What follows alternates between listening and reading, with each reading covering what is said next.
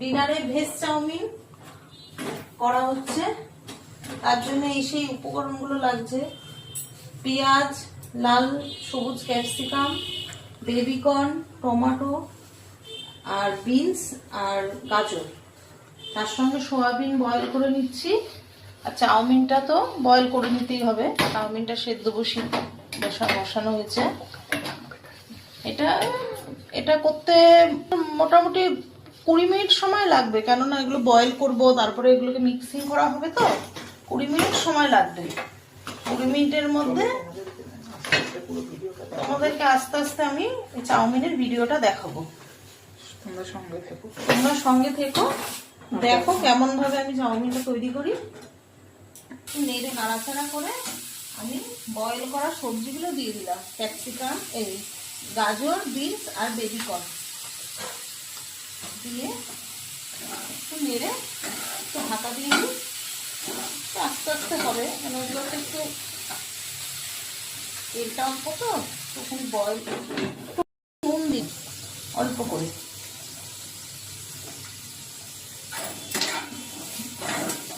নুন দিয়ে নেড়ে ছেড়ে সয়াবিন আছে, সয়াবিনগুলো দিয়ে দিলাম।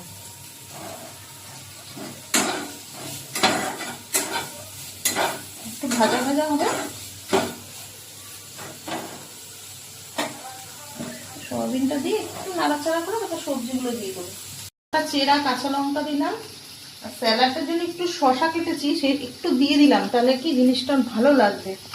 একটুখানি শসা দিলাম, শসা দিলে জিনিসটা একটু নরম হয়, সবজিটা একটু।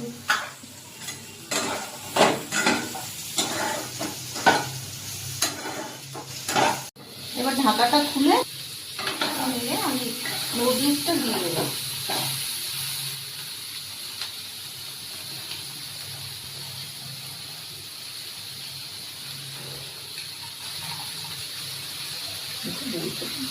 নুডলসটা দিয়ে দিলাম।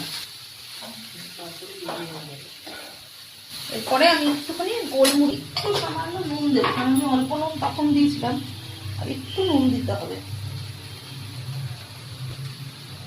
এবার আমি এটাকে ঢেকে দেবো, ঢাকার পর একটু পরে আমি হয়ে যাবে। আমার তৈরি হয়ে গেছে নুডলস। আর এটা যদি ভালো লাগে তো পরের ভিডিওতে আপনারা আবার দেখবেন। কিন্তু এটা খুব সহজেই ও খুব তাড়াতাড়ি তৈরি হয়ে যায়, আর খেতেও খুব সুস্বাদু। আপনারা একটু বানিয়ে দেখবেন, ও সবাইকে সাবস্ক্রাইব করে দেবেন, ও সব বানিয়ে বাড়ির সবাইকে খাওয়াবেন। দেখা হবে আবার পরের ভিডিও।